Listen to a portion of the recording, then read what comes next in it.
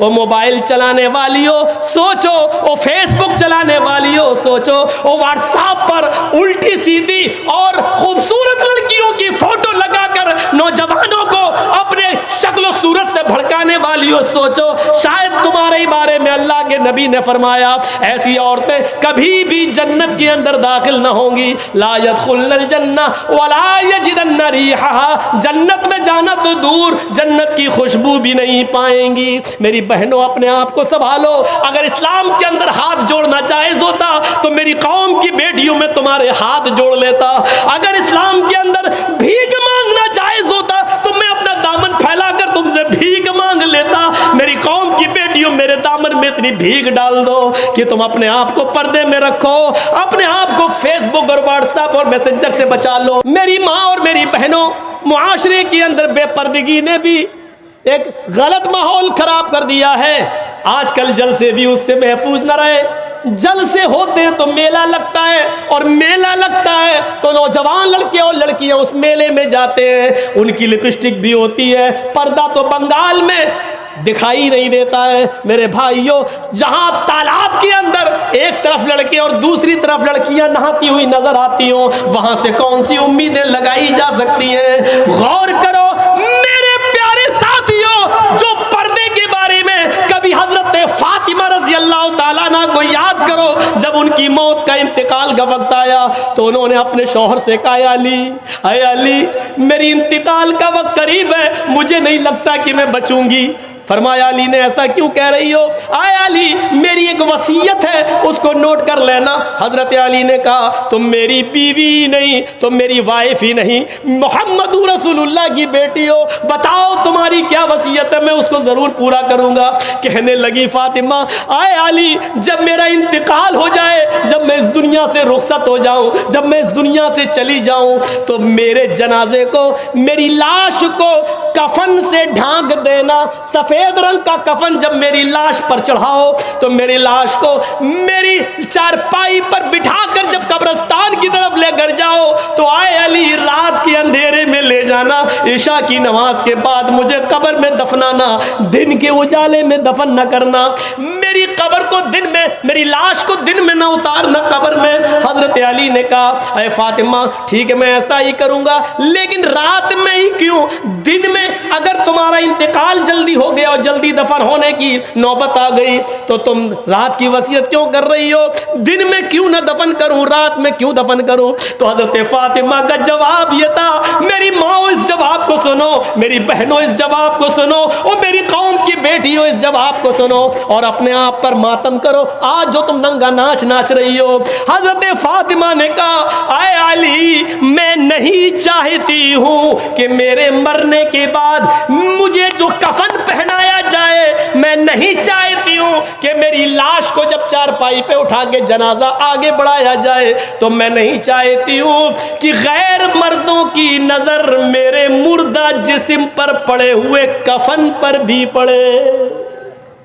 चेहरा तो दूर, मैं नहीं चाहती कि मेरे मुर्दा जिस्म पर पड़े हुए कफन पर किसी गैर मर्द की नजर पड़े, मैं नहीं चाहती। ये था मोहम्मद रसूलुल्लाह की बेटी का पर्दा, ये था मोहम्मद रसूलुल्लाह की बेटी का हाल जो इंतकाल से पहले ये वसीयत कर रही हैं। वो मोबाइल चलाने वालियों सोचो, वो फेसबुक चलाने वालियों सोचो, वो व्हाट्सएप पर उल्टी सीधी और खूबसूरत लड़कियों की फोटो लगाकर नौजवानों को अपने शक्ल सूरत से भड़काने वालियों सोचो, शायद तुम्हारे बारे में अल्लाह के नबी ने फरमाया ऐसी औरतें कभी भी जन्नत के अंदर दाखिल न होंगी। ला यदखुलनल जन्ना वला यजिदन्न रिहा, जन्नत में जाना तो दूर जन्नत की खुशबू भी नहीं पाएंगी। मेरी बहनों, अपने आप को संभालो, मेरी कौम की बेटियों अपने आप को संभालो। पूरा महाराष्ट्र में आज देख लो कितनी मुसलमान लड़कियों ने कोर्ट में एप्लीकेशन दे दी है और वो गैर मुस्लिम लड़कों के साथ आज निकाह करने के लिए तैयार है। कितनी गैर मुस्लिम, कितनी मुसलमान लड़कियों ने गैर मुस्लिमों के साथ निकाह करने के लिए एप्लीकेशन दे दी और कह दिया मैं चाहती हूं कि मेरी शादी इनके साथ हो। मेरे बाप और मेरे भाई मुझे रोकना चाहेंगे लेकिन मैं बालिग हूं, मैं इसी गैर मुस्लिम के साथ अपनी मर्जी से निकाह करने के लिए तैयार हूं। ये इसी बेपर्दगी का हाल है। ये इसी कॉलेज और यूनिवर्सिटी में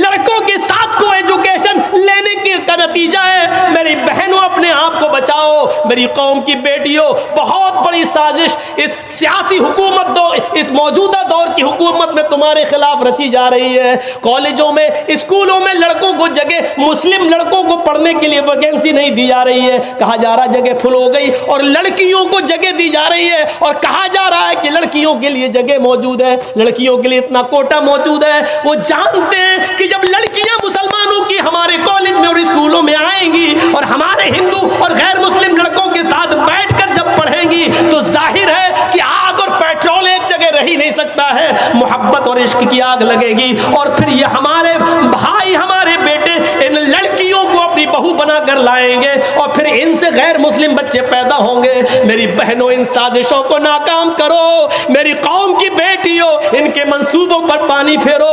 मोहम्मद रसूलुल्लाह की शरीयत पर आँच ना आने दो। मोहम्मद रसूलुल्लाह की शरीयत को बचाओ, आज के इस दौर में बचाओ। अगर इस्लाम के अंदर हाथ जोड़ना जायज होता तो मेरी कौम की बेटियों में तुम्हारे हाथ जोड़ लेता।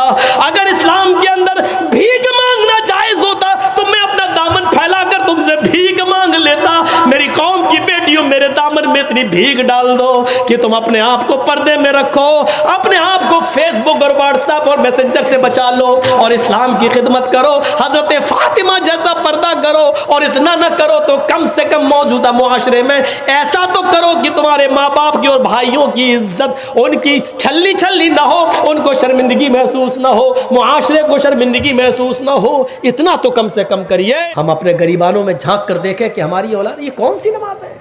हम जिस दुकान पर बैठे हुए हैं, अजान हो रही है, बाप हाजी है, हज करके आया, बेटे बैठो दुकान पे, हम नमाज पढ़ के आ रहे हैं, पहले हम पढ़ा, बाद में तुम चले जाना। ये इस्लाम के हकाम किराना मर्चेंट की दुकान नहीं है, जो तुम्हें पसंद आए वो करोगे और जो नहीं पसंद आए वो नहीं करोगे। हाजी साहब जमात के साथ नमाज पढ़ रहे हैं और हाजी साहब का बेटा जमात छूटने के बाद मस्जिद में बाद में जाता और नमाज पढ़ता है। ये कौन सी जमात और कौन सा इस्लाम है ये? हय्या अलस सलाह, ये निदा जो आई है वो हाजी साहब के लिए भी और हाजी साहब के बेटे के लिए भी है। ये निदा मौलाना जर्जीस साहब के लिए भी और मौलाना जर्जीस साहब के 11 साल के बेटे के लिए भी है।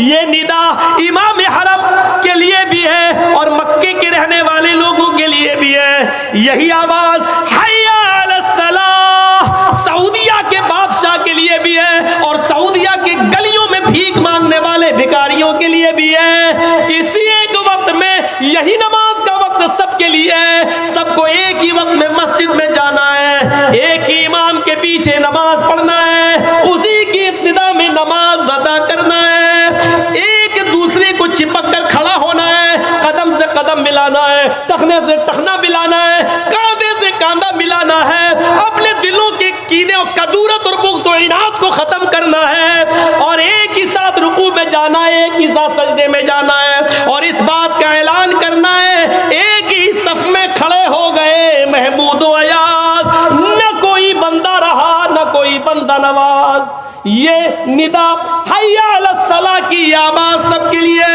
अजान की आवाज आती है हय्या अलल फलाह, आओ कामयाबी के लिए। कामयाबी ये बाप के लिए भी है, बेटे के लिए भी है, हाजी साहब के लिए भी है, उसके बेटे के लिए भी है। आओ इसी वक्त में अपनी दुकान बंद करो।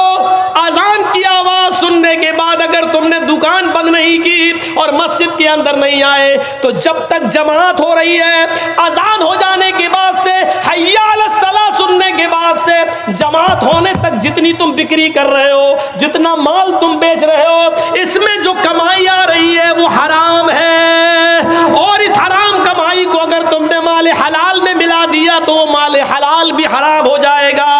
एक बाल्टी पानी में पेशाब का एक कतरा डाल दो तो पूरी बाल्टी पानी नापाक, एक लोटे पानी में पेशाब की एक बूंद डाल दो तो पूरा लोटा पानी बेकार, एक गिलास पानी में, फिल्टर पानी में, पानी की 1 लीटर की मिनरल वाटर के बोतल के अंदर पेशाब की एक बूंद डाल दो तो पूरा फिल्टर और मिनरल वाटर बेकार। उसी तरीके से इतनी देर जो अज़ान से लेकर जमात तक जो तुमने कमाया है और मस्जिद में नहीं गए, ये हराम कमाई है और इस कमाई को अगर तुमने हलाल कमाई के अंदर मिला दिया तो तुम्हारी हलाल कमाई भी हराम, वो भी बेकार।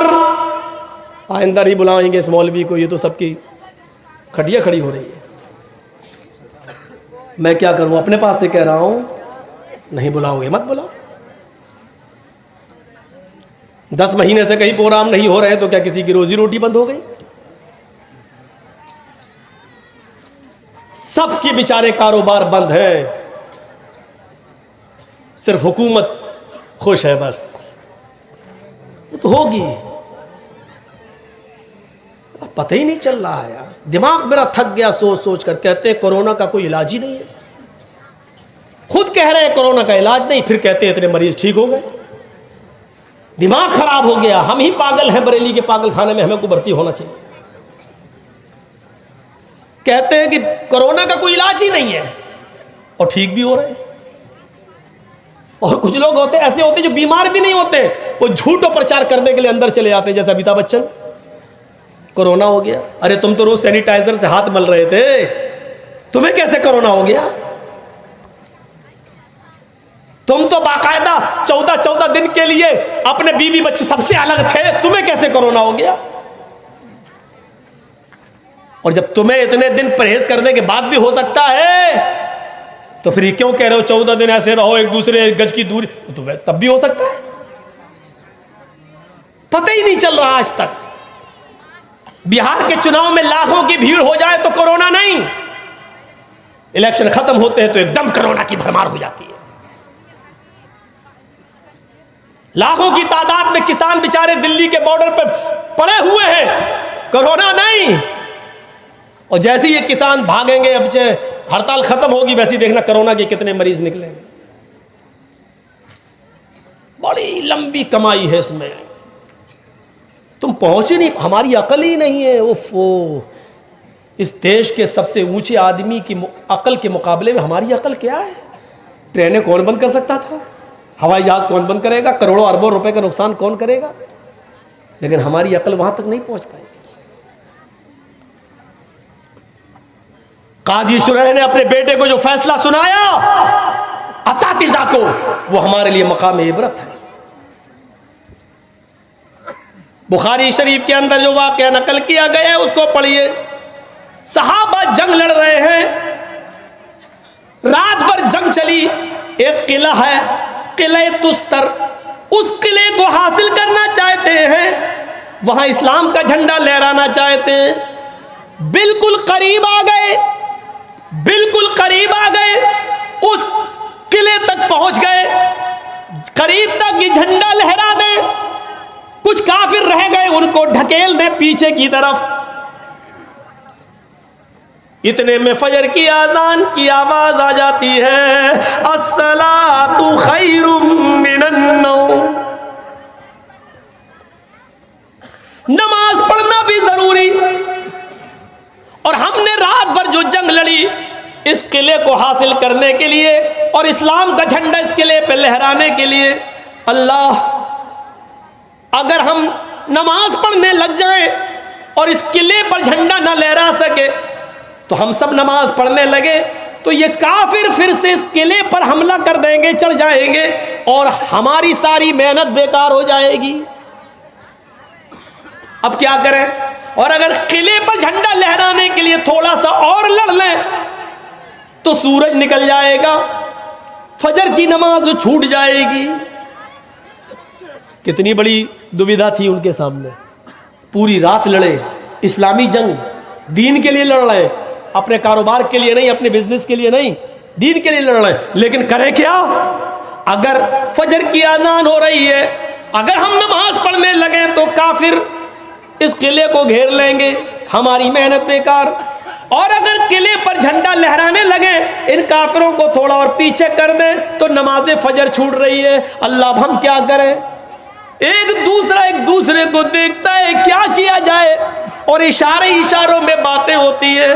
पहले झंडा लहरा दो, नमाज तो हम लोग बाद में भी कज़ा कर लेंगे। अगर ये किला निकल गया हाथ से तो मेरी सारी मेहनत बेकार हो जाएगी। इस वाक़े के रावी हजरत अनस फरमाते हैं, इशारे आंखों में हो गए और हम लोग किले पर चढ़ बैठे, काफिरों को पीछे ढकेल दिया और सूरज निकलने से पहले पहले हमने झंडा लहरा दिया, इस्लाम का झंडा लहरा दिया उस किले पर, हमने उस किले को फतह कर लिया। जब किला फतह कर लिया गया तो हम सब लोग तयम्मुम करने लगे, इसलिए कि वहां पानी तो था नहीं। तयम्मुम करते करते हमारी आंखों के सामने सूरज तुलू हो गया, सूरज निकल आया। हजरत अनस कहते हैं लोगों ने मुझे नमाज पढ़ाने के लिए आगे खड़ा कर दिया। सूरज निकलने के बाद ये नमाज हम लोगों ने फजर की सारे सहाबा ने पढ़ी। हजरत अनस कहते हैं जब वो सजदे में गए तो फजर की नमाज का अव्वल वक्त जो छूट गया, उस छूट जाने की वजह से हजरत अनस इतना रोए कि जमीन के अंदर गड्ढा पड़ गया और उन गड्ढे के अंदर आंसू भर गए। फजर की नमाज पढ़ाने के बाद जब सलाम फेरा, अस्सलामु अलैकुम रहमतुल्लाह, अस्सलामु अलैकुम रहमतुल्लाह, तो हजरत अनस ने लोगों से कहा, ओ मेरे साथियों, जब से मैं इस्लाम लाया और नमाज शुरू की, अल्लाह की कसम मेरी पूरी जिंदगी में ये मेरी फजर की पहली नमाज है जो आज सूरज निकलने के बाद मैं पढ़ रहा हूं। लोगों, ये मेरी पहली नमाज है जिसको मैंने सूरज निकलने के बाद पढ़ा है, लेकिन आज अव्वल वक्त निकल जाने का अफसोस इतना हो रहा है कि अगर मेरा पूरा खानदान हलाक हो जाता, मेरा पूरा कारोबार तबाह हो जाता, नष्ट हो जाता, बर्बाद हो जाता, तो मुझे इतना अफसोस नहीं होता जितना अफसोस मुझे फजर की नमाज के अव्वल वक्त के निकल जाने का हो रहा है। जबकि ये जंग अपने लिए नहीं थी, इस्लाम के लिए थी, लेकिन इसके बावजूद अफसोस हो रहा है। मेरे भाइयों, इन वाकयात की रोशनी में हम कितने % मुसलमान नजर आ रहे हैं? जरा देखिए, जब हमने नमाज ही को बाकी नहीं रखा तो इस्लाम कहाँ रह गया हमारे अंदर? इस्लाम ही तो असल दीन है। अस्सलातु इमादुद्दीन, मन हदम अस्सलात हदम अद्दीन। इस्लाम दीन का सुतून है, जिसने नमाज दीन का सुतून है, और जिसने नमाज छोड़ दी उसने दीन को छोड़ दिया।